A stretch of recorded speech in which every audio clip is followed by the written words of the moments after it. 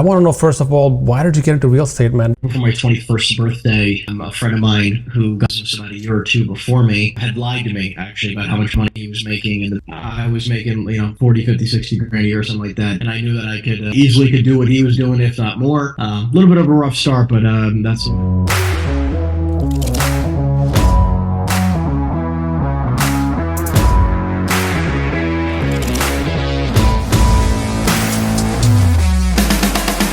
For those of you who don't know, we met on the internet, on YouTube. I reached out to Henry. I'm very interested in commercial real estate myself. I've been in residential real estate for the past 15 years. So here we have extraordinary entrepreneur, Henry Eisenstein. And Henry, I have some questions for you that I'd like to get started with. Well, why commercial real estate? Because I know there's different aspects of real estate. There's syndication, there's residential, there's buy and hold and portfolios and all that. Why commercial real estate? What really is so special about it? Yeah, so commercial real estate to me was something I actually started in the commercial real estate world, and then because my family owns a lot of commercial real estate, so I kind of got inspired, and that was sort of like the first taste I had when I was younger, because my grandparents had bought a lot of commercial real estate, mostly retail, so that was my first experience. I was on the leasing side, helping them lease out the properties, and then that kind of withered away after I rented out 2 of the spaces really early on in my career, and I was like, how else am I going to make any money? So I kind of fell into the world of residential, built it up to a little over 100 sales a year with a very large sales team. Nice. Super burnt out, working 100 hours a week, and then a mentor of mine was talking to me, and he's like, how on planet Earth, because my goal is to make $10 million a year selling real estate, investing in real estate. I love this game so much. However, I don't know, whoever's listening, I don't know if you've been in the game long enough to realize, but it's very, very, very difficult to make several 7 figures plus net after everything in the residential world, unless you're a very successful investor doing an infinite amount of residential deals. So after speaking with my mentor and realizing what he's up to, I naturally kind of progressed into the commercial world and haven't looked back since. Awesome. So what motivates you now that you have had some success, significant success, I must say? Why do you get up in the morning and think, man, I got to do better. I got to do better than last time. I got to reach my goals. What's pushing you forward? It's interesting. This is a conversation that I've actually been having a lot with my coach, and personally, with him, more frequently now, more than ever, because, and I'm sure you've seen this as well, even with yourself. I'm not sure how it's affected you. I'd love to know your thoughts on this. Is when you make $1 million a year coming from nothing, like I have, and there was a period of time where I started to, I wouldn't say call it relax, but I definitely did not treat everything the same way, because I kept making the same amount of money, and it was there was a period of time about 12 months ago where there was a 6-month period of time where I had been making over $100,000 a month for quite some time, where there was not a piece of me innately that wanted to, that cared about working 100 hours a week anymore. Yeah. And just recently I had to have a real heart-to-heart talk with myself and kind of say to myself, listen, I can either continue to make $1 million a year or so every year, or I could go for what I know I am instinctually capable of achieving, instead of what I have today. And I'm going to have to sacrifice what I have today in order to get to the next level, because I'm not going to be able to enjoy, things the same way. So, really getting back into it, finding a new passion, finding a new why, really digging deep for those things. So I've been really working very deep on those topics, specifically to keep myself more motivated. Yeah, and I know that's hard, because at some point, once you reach a few million, especially if you have a few million in the bank, then it just gets harder to get motivated, because if you take a few years off, you still can pay your bills and you have properties and so on and so forth. So I've been a victim of that myself. But let me ask you this, right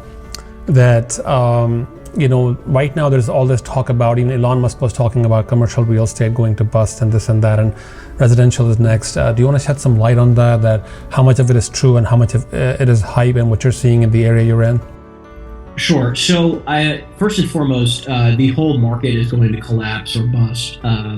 I think that there's so many nuances to this that are so unique to the asset class, to the location, to the the actual economy and market combined, right? So, because I want to kind of explain this for a second. Yeah. Commercial real estate as a whole, the entire industry of commercial real estate, which is not just the office sector, okay? Yeah. The office asset class in itself, that sector is seeing more pressure than ever in history. Mm-hmm. Right, so that asset class specifically is going to have a very, very difficult time for the years to come.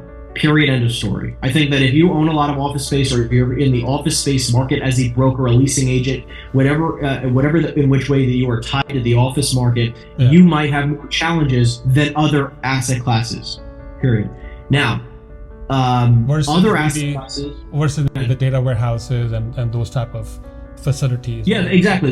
Exactly. So, like some asset classes, like industrial, like you just mentioned, warehouses, self-storage, and other things, and multifamily are on fire still. They're still crushing it. Like, so, like I believe in being a very, kind of coined the term, I don't know if anyone has ever said it, but like being a dynamic realtor or a dynamic investor, yeah, because if you're only focused on one specific asset class, which might be your own muscle memory, your own specific comfort zone, right, when the market and the economy shifts, you can be left holding the bag, right, right. So like if you're right now, again, if you're in the office space, or if you've been an investor or a broker in the office space whatsoever, you're screwed. Like I have several instances in deals that I'm working on right now where the seller is in a very bad situation. Mm-hmm. And like we've seen all of these articles of BlackRock and this company all just letting the property go, right? Which is insane. BlackRock's a multi-trillion-dollar company. They're very smart. They're not going to let a property go just because they're going to let it go. I mean, they're not stupid. They understand there's a lot of pressure there. So if you're in the right asset classes, you could be crushing it 24/7, 365, regardless of the interest rates and regardless of the economy. If you're in different asset classes, you could be seeing major issues.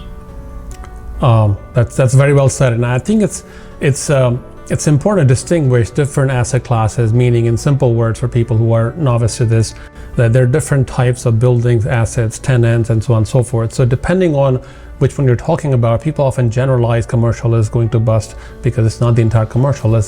As Henry mentioned, it's really specific, the office space and those type of people, because people are working remotely lately. People are not going to work as much.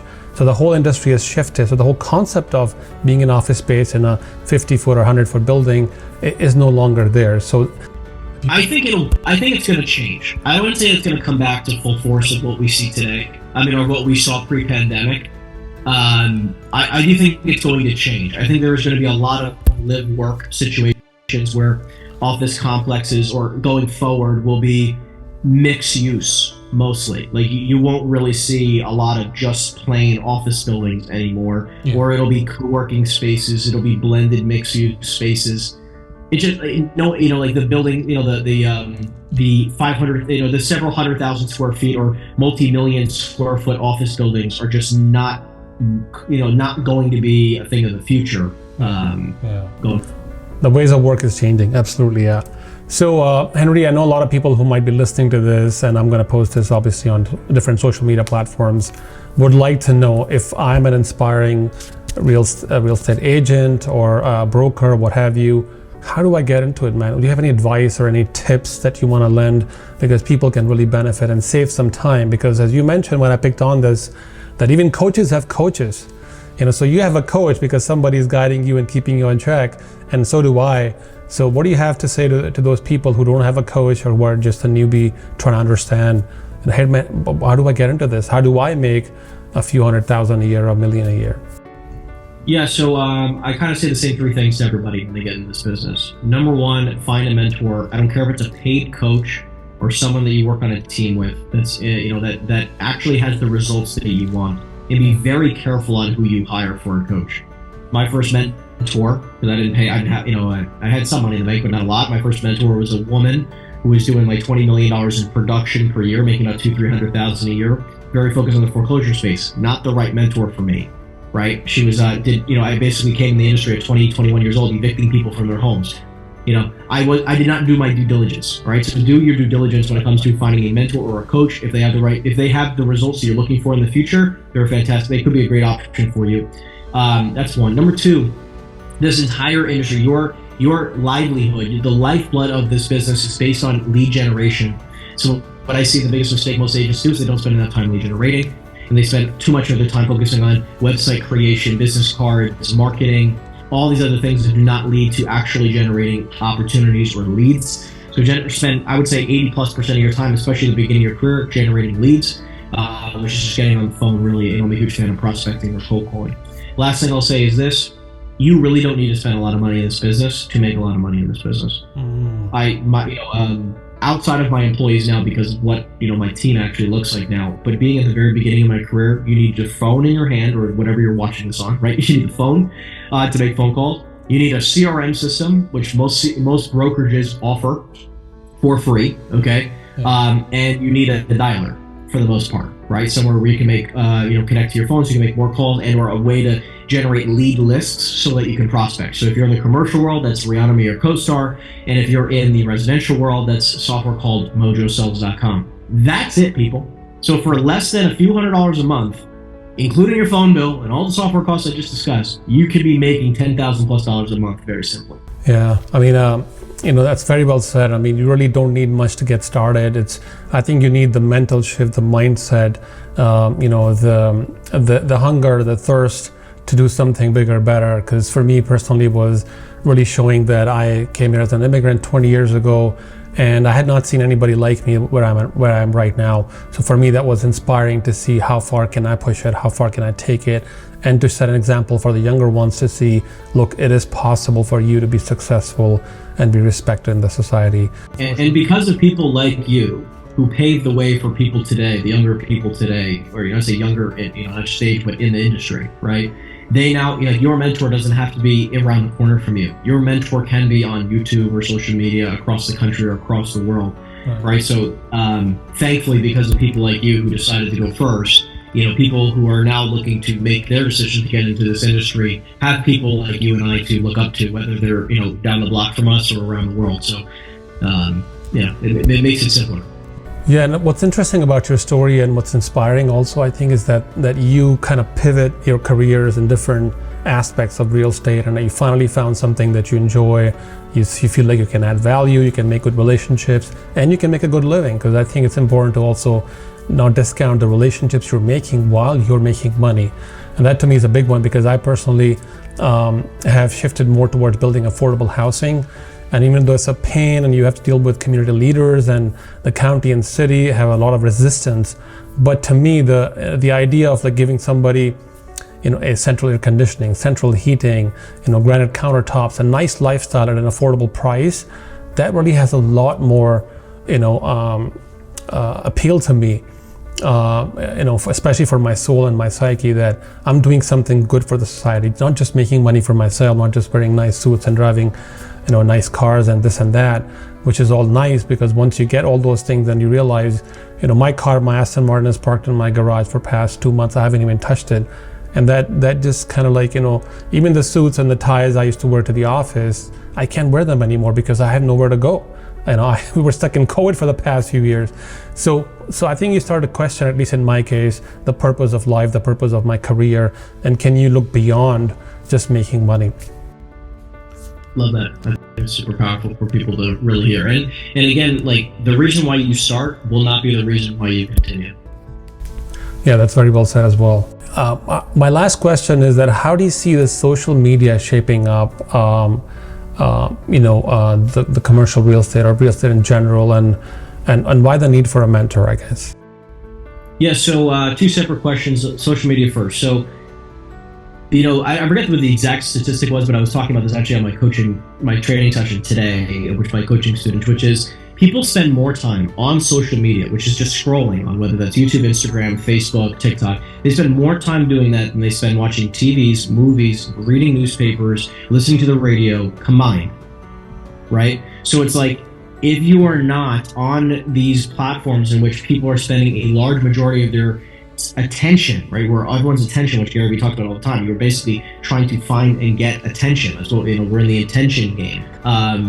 You are going to fall behind. I mean, like, it's just where the new eyeballs are. So, like, if you really think that direct mail is going to help you, or that, cold calling is the only, like, don't get me wrong, and I'm a fan of everything. I'm a fan of all of it, but it's an and, it's not an or, right? It's literally a must in anybody's business right now. However, I would also think about it just like business, that it's a very, very, very long game. If you don't plan on doing mailers for between 2 and 5 years, I wouldn't start, because one time is not going to show a result. Just like posting one time on social media is not going to show a major result. So think long term with that. In regards to a mentor, so just again, social media, hands down, have to do it. It's just suck it up, get it done, and you can do it cheaply. By the way, you can get VAs to edit for you, you can get VAs to record. I mean, you can keep it very, very affordable. In regards to a mentor, like I alluded to before, I think a mentor is something that you cannot afford not to have one. At almost any cost, because Alex Hormozi says this best, and I just I love the way he worded it, which he learned from his mentor actually, which is that if you make $50,000 a year, and if you make $50,000 a year, you are paying an ignorance tax of $950,000 a year to not know how to make $1 million, right? So, again, last year I did just shy of 2.4 million. I'm paying an ignorance tax of $7.6 million a year to not know how to make 10. Yeah. Right? I'm paying $998 million a year in ignorance tax, and I don't know how to make $1 billion. I am paying that. We are paying this in ignorance tax every year that you are not achieving the result that you know that you are capable of achieving. So, and think about how affordable mentorship has gotten, whether it's, again, working on a team with somebody who's incredibly successful like yourself, working for somebody like yourself, or even just paying a coach. Right, paying a coach a few $1,000s or even tens of thousands of dollars to learn how to make your first 10 grand or your first 100 or first million. It's the return on investment is infinite, right? And it's like Tony Robbins always talks about it, like we are the ATM of life. I mean, the amount of money that you put into yourself, you'll get an infinite return on that money, right? So it's like I want to take as much money as I possibly can and shove it into my wisdom account, because that wisdom will pay me dividends for the rest of my life, right? Because it's like you yourself have learned how to earn a 7-figure plus income, and the cool thing is, like, okay, if you spent $1 million learning how to make $1 million, that means you'll never lose that wisdom. So you can make $1 million every year for the rest of your life now that you have that wisdom, right? Same thing, whether it's, I don't care, it's earning 10 grand or 100 grand. If you spent 10 grand to learn how to make 10 grand a year for the rest of your life, the return is insane. So it's sort of, again, just kind of like social media is. I think it's something, again, you can't afford not to invest in yourself.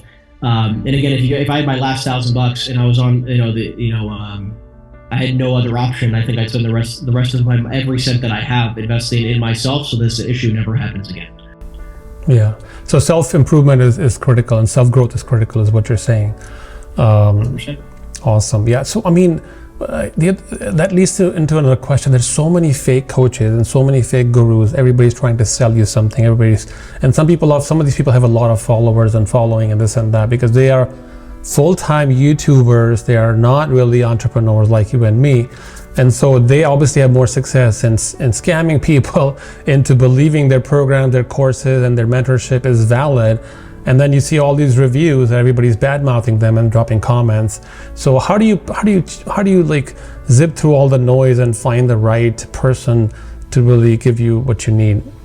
Yeah, so I mean, listen, because of social media, the pro and the con of it is that it's a very saturated world. Information has become commoditized.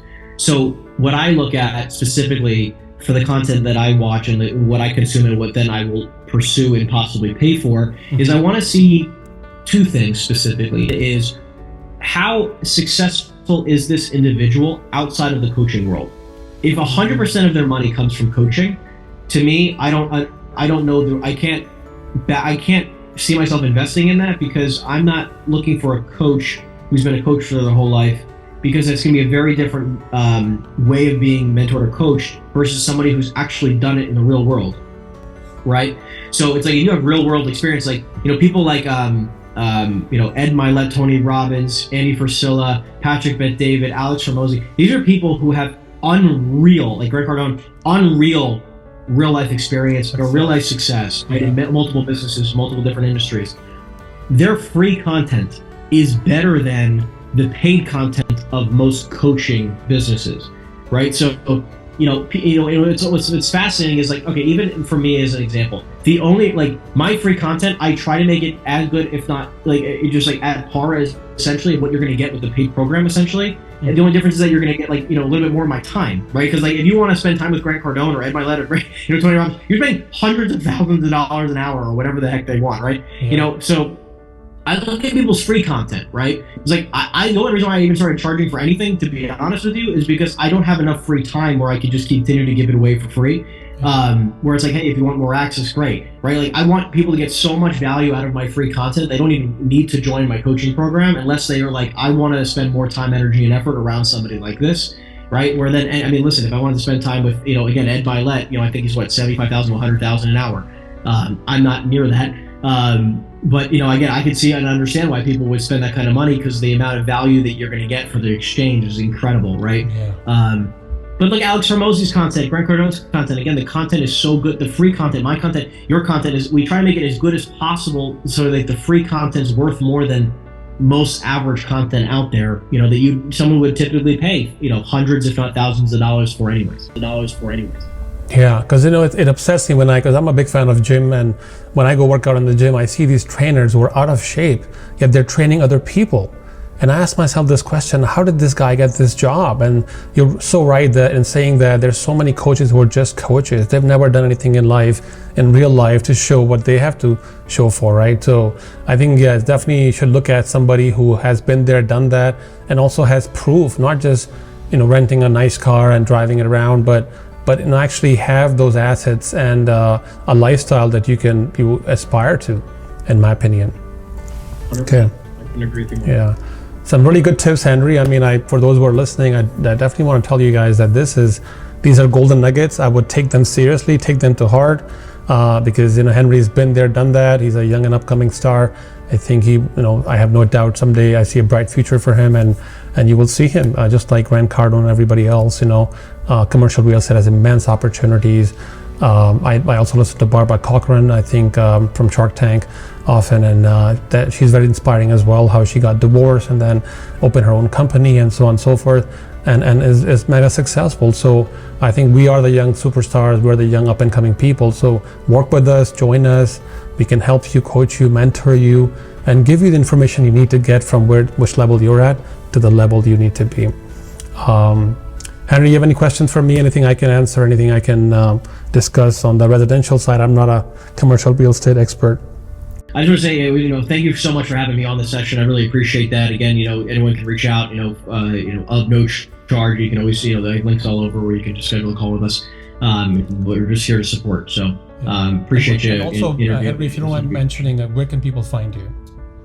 So really just Google my name, Henry Eisenstein, HenryEisenstein, and reach out, and again, I'm even that kind of person where listen, my cell phone number is 908-216-6532. If you have any questions or if you'd like to send me a deal, I'm a big time investor as well. And if not, if I'm not buying it, I know somebody who will be. So love to see if we can do some business together. That's awesome.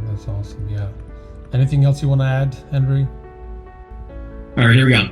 So welcome everybody to the next session of my famous podcast. Thank you for joining us. AK, a fantastic new guest of ours. We're looking to do some collaborations, and I'm so excited to have you on the show, my friend. Look, AK has done some unbelievable stuff in the residential investment world, and I'm going to have him share his story as well as a lot of golden nuggets. So make sure you guys rewatch this, take a lot of notes, and here we go. So AK, thank you for joining us on the show, my friend. First thing I want to talk about really quickly is I want to dive back into the very early versions of you. I know you're an immigrant. You immigrated to this country a little while ago. You've created some incredible success, multi seven figures in success over the last 20 years in this industry. So I want to rewind the clocks, and I want to get to know the younger version of you. Yeah, so Henry, great question. The younger version of me was just as confused as any teenager out there. I was going through school. I thought that getting education at the top schools like George Washington University, where I have the master's from computer science, would be my ticket to success and to make millions. And boy, was I wrong. I had a good GPA. I struggled. I paid a lot of debt, man. I was obviously in debt when I graduated college, but more importantly, I had to work 2 jobs while I was in college, and I was young and I was foolish. I didn't have any mentors, and that's why mentors are important, guys. So I slept in my car for 9 months. That's one of my highlights of my story, that I was so dedicated that I was willing to pay any price. When my other friends had quit their school and worked for gas stations, convenience stores, because they didn't have the visa status or they didn't have the money to pay for expensive college education, which has very low ROI, I should add. So that was my start. And then I always told myself that one day if I do become something, I'm going to help people because I want to give back to the community and the society. And that was a younger version of me. And I just kept reading books after books from, Robert Kiyosaki to, I forget the other names, but several people who were writing at that time. And I learned that real estate was something that everybody wanted to do if they had the money and the time. It wasn't that hard to learn, and people were making a lot of money. And there were all these books called No Money Down, Zero Money Down, financing from other people's money, and so on and so forth. So I got really interested in that, and I started reading. And what I realized is not only members that I knew in my community were inspired by that. They always told me that this is not something you should get into. You should just buy a house, get married, have a couple of kids, and you'll be happy. That's all we're supposed to do in life. And something in me was telling me that's not the case. I need to do something more. I can't see myself like these people, with 5 kids and living in a townhome for the rest of my life. I had bigger dreams. I wanted to, travel the world. I wanted to have employees working for me. I wanted to make money in my sleep. I wanted to have properties in different parts of the world. And so that's how it all started. It's just, me being curious, reading a lot, watching, social media, and wondering why do these guys have all this stuff they're talking about, and why is nobody else doing it? So I appreciate you sharing that, because I want to dive into maybe the one or two things. Do you feel like there was a memory that you have? Because I know you mentioned your friends who had dropped out and were working at the convenience stores and the gas stations. What do you feel like? Because mindset to me is we both know that mindset is so freaking important. It's so crucial to success. And I think that there's these trigger points, right? These crazy, points in our life where all of a sudden the light changes, right? Or just the light turns on, right? Yeah. And I'm just curious if you remember a specific moment where you're I definitely don't want this life, or I definitely do want this life, or where that started to change. I think when I graduated college and I realized the income I was making, for example, my first job was I was making about $65,000 as a computer science graduate.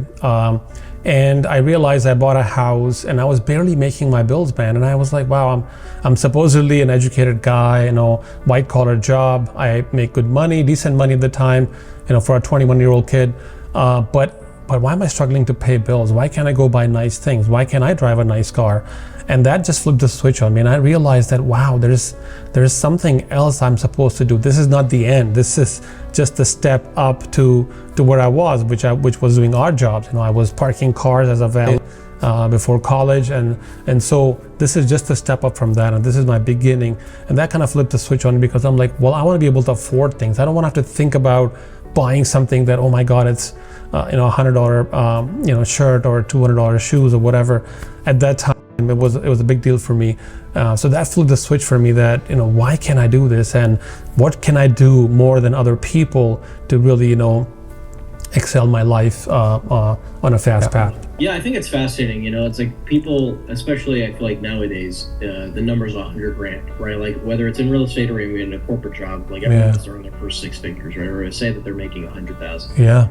And then you get it, and then you're like, this is nowhere near enough money. No, not at all. It's honestly shocking, even now in 2023. Honestly, I know, we both know people who make 100, 120, 150 grand a year. I was just talking to a friend of mine who makes 120,000 a year. Amazing man, but it's you're living paycheck to paycheck with 2 kids. Yeah, absolutely. And it sucks, right? It's just it's because you're not taught these things, growing up in life. You think, again, go to school, get good grades, go get a corporate job, and you're going to be okay. But making 120,000 a year with 2 kids isn't enough money anymore. No. Right? It's just not enough. So, okay, so let's continue to dive down this, go down this journey of yours. So, start reading a lot of content, learning from the people that you can possibly learn from around you, which wasn't your family or the people that were super connected. You had to go out and make those relationships and find those books. Tell me about your very, very first deal. How did that go? Yeah, that's an interesting story, man. I will never forget my first deal and the numbers on that deal. So it turns out that I was renting a space from a landlord, and that landlord is a very old man, and his daughter had passed away, and he could not maintain this big, large, single-family house. I had just graduated from college. I had saved some money. I was making good money, and I was saving some money. I didn't drive a nice car. I had an old beat-up Honda Accord that I bought for, I think, $1,600 at the time. So I was saving all kinds of money, not having any expense, and living practically for free in this house. But the landlord wanted to sell his house, and then I was reading all these books on purchasing property and all that, and the idea came to my mind, and I asked him, I said, well, why don't you sell the house to me? And he said, well, do you have the money? And I said, well, I have $10,000. And it turns out that I needed $20,000. So he was a very nice man, and he wanted to get rid of the property. He didn't want to fix any of the things in the property. He said, look, you can borrow the other 10 grand from me and buy this property. And I said, wow, I can't believe this could happen. And then at the time, interest rates were really high. My credit score was really bad. So one thing for anyone listening is that make sure your credit score is on point. Work extremely hard on your credit score, because it can save you a lot of money. And I'm about to do a video on credit, how the high price of a low credit score. So my credit score was shoddy, so I got a shitty rate, but I was able to secure a loan from the bank, bought the house from him. A year or so later, I upgraded the house, and I had to learn plumbing, I had to learn carpentry, I had to upgrade the floors myself. Again, whatever as a young man I was doing, because nobody else around me was doing it at the time, I learned to do those things, became a handyman myself, and upgraded the house and sold that house for $200,000 profit within a year and a half. And that was my first break, because me making $60,000 a year, all of a sudden get a $200,000 check at a closing, I was just stunned. I looked at that check. I remember I slept with the check right next to my bed, and I was like, wow, I can't believe I'm 21 years old and I can do this. And that just turned something on in my mind, that wow, this could be like mega. This could be really big. So let's break this down, because this is amazing. And this is the funny thing that I feel like so many people miss out on or don't pay attention to, because like the regular part of society right now says, the whole buying a house piece I understand, obviously, and everyone can comprehend that. But the piece that I love that you were paying attention to was not only were you in a creative financing situation, but also you found a house, and whether it was by design, which I wanted you to talk about in a second here, where you found a house at a discounted price, right? You were able to fix it up a little bit, and then also, find this extra value of $200,000 of profit in the next year and a half, 2 years. But because so many people just go like, oh, I want to buy a house, I'm going to go look on the market. They don't ever try to find an off-market or a creative deal. So it's amazing that for your very first deal, you went out and did this. So I want to talk, were you looking for a good deal? Were you was this after you were reading all these books and you knew about creative financing, or is this something that kind of just happened? Absolutely. I was reading all this stuff that I talked about. This wasn't something I had to reinvent. I was reading about finding a good deal. I was also reading about the fact that you should never pay more than 67% for a property. At the time, this was the number, right? And so I was like, well, how can I get a deal if this house is worth, $300,000? How can I get it for $250,000 or maybe $225,000? That was my goal. And luckily, I found a motivated seller, because he was an old man. He didn't want to fix up the property. His daughter had passed away. He didn't want to live in the same house where his daughter passed away, a young daughter, I might add. So he wanted to move out as soon as possible, because it was having an emotional toll on him. And I, called it opportunity, called it luck, called it, my mindset. I jumped on the deal, and I didn't even know if I'm gonna be able to make the payment, but I said, I don't care if I don't eat for several days. I'm gonna buy this house. I'm gonna make the mortgage payments. I'm gonna improve my credit by doing that, and then it all worked out. That's freaking amazing, man. So yeah, the huge tip for those of you who are looking to buy your first house. I mean, finding a good price, finding a good deal, and then constructing a creative financing opportunity when the opportunity arises. I mean, absolutely a win-win situation. That was amazing. So tell me, give me the next phases here. So you did that one deal, you made $200,000. Then obviously you're an incredibly successful person today. So I want how did you go from that very first deal to where you are now? So I think it's funny, and I'm sure you can relate to this. That once you do one deal, you can do 10 deals. And then it all comes down to finding the software, the people, the connections. So for the next 5 years, I built a lot of connections with the contractors, with the neighbors, people who are motivated sellers, sending out flyers. posting my phone number on social media for people who have deals. And I started getting deals from here and there from wholesalers. I registered online with Facebook groups at the time were very popular. A whole bunch of wholesalers have their Facebook groups and their email list. And then I also posted my name on, as an investor myself, I posted my name on, I think it's myhousedeals.com at the time was very popular. So people started calling me for money. And then from that venue, I started getting more business, as in, somebody would say, like, I have a property, I got it for a really discounted price. Do you want to partner with me on this property? And I said, sure. So that's how I started to expand and buy more properties. And I might add that in different states, I bought a lot of property in Pennsylvania, Arizona, and obviously in DC, Maryland, Virginia. And I started to expand, through that. But even more than that, when I bought my second house, I built a custom house up here in Chantilly, Virginia. And I built that house and I bought it for, I think, $500,000. Did a custom, upgrade and so on and so forth from the builder.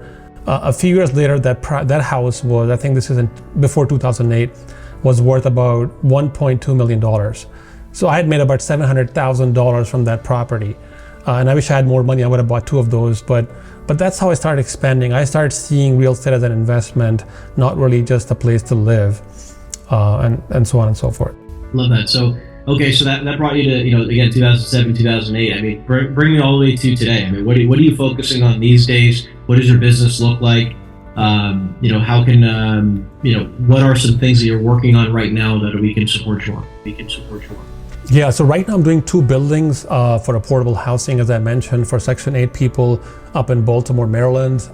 These buildings are anywhere from 6 to 10 units on each building, with multiple car garages and so on and so forth. They're not in the best neighborhoods, and that's where you find sometimes really good deals for these properties. They're not multi-use, they're mostly residential. But the rents are really high in these areas, and the reason being is that the county and city has a lot of money, and they pay those 508 vouchers to people. So I got into this area because I realized that it doesn't matter where the economy goes up or down, or the real estate market is up or down. These Section 8 people, they always get their paychecks from the housing authority. So I started to dig deeper into it, and I actually recently I'm hiring another tenant who will be moving into my Section 8 property. And so this becomes a very lucrative proposition for me. But not only that, by doing that, I'm also revamping these historic buildings, early 1900s. So when you rehab these buildings, you also get some tax benefits from the city or the county that you're working with, as much as $10,000 a year for each property for the next 5-6 years. So that also becomes very lucrative. So all in all, most of my investment that I do are probably multi-unit rehabs, buildings or apartment buildings, shall I call them, with tax breaks, Section 8, and affordable housing. Great. So let's dive into that a little bit. So for someone who's looking to get involved in these types of deals, and what I think that's so fascinating is that there are so many different, like we talked about in the other videos, different asset classes, from single families to multifamilies, strip centers, office mixed use, development land. I mean, there's so many different options to make money on the investment side that brokers like myself and other individuals who are looking to help investors like yourself, right? Yeah. Find these great deals. There's a lot of opportunity out there, and I think that people just have to, if you can get really good at one asset class or 2 asset classes specifically, and really niche down and get really, really specific. So like you've been talking about, you're niching down, you're focused on this specific asset class of affordable housing in these specific areas where you're also getting the tax break benefit, which is incredibly lucrative, very, very smart. So I want to talk to the audience a little bit. First off, how do you find your deals, and what type of underwriting metrics do you look for? Yeah, so deals are mostly but through connections, and I gotta be honest with you, I don't have a magical software or way to find deals. It's really through connections from people who you know. And like I mentioned, myhousedeals.com is another venue where people bring to me a lot of deals. I get over 50 deals every 2 weeks, and from those 50 deals a month, I would say I probably find one deal that might interest me, and I might do a deal every other month or maybe every 3 months.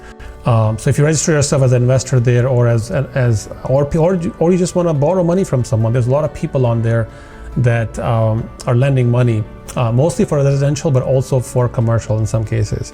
So yeah, I mean, it's really connections. It's really knowing people knowing me by name. You won't believe somebody contacted me through YouTube because they needed some help with taxes and they had a property they wanted to refinance. So I did some coaching for them and I was able to save them $38,000 on taxes. So I mean, that's the way. I mean, you really want to put your name out there, and I'm getting more out there myself. As you know, I have a YouTube channel with called Mr.-AK, and there I just share free stuff that you can learn from. You can pick it up if you are hungry. You can learn from those videos and grow as fast as you can, because it's like you said, Henry, it's all about how much you want to put in is what you get back. It's, time is a currency, knowledge is a currency, and be careful to spend it carefully, not on just browsing through content, but learning from it. What you're talking about right now is so freaking crucial, because think about it like this, for the individuals who are listening to this right now, you're finding your first deal that you came across, right, which was a single family deal. How did you come across that deal? You said it was this older guy, but how did you meet him? I think a friend referred to me because I was looking for housing. I was a student. I was a broke student, and they said, "Well, this guy has a basement. Do you want to rent a room there?" And that's how I kind of connected with him. And then over the next year, I built my relationship with him, so he could trust me, and he knows that I could take care of his place. So it's a lot about building that trust with people, that they reach out to you and they know that you're not going to take their money. And you're not going to con them. You're not going to cheat them, because that wasn't my intent. My intent was to help him get rid of the house that he wanted to get rid of, but not having to deal with the realtors and people coming and looking at the house where he's mourning for the death of his daughter. So I really came in, I mean, even to this day, he tells me, "You came as an angel, helped me out," because he cashed out, whatever the price was at the time. All the time, which is why I wanted you to repeat it, because like you said, this networking piece.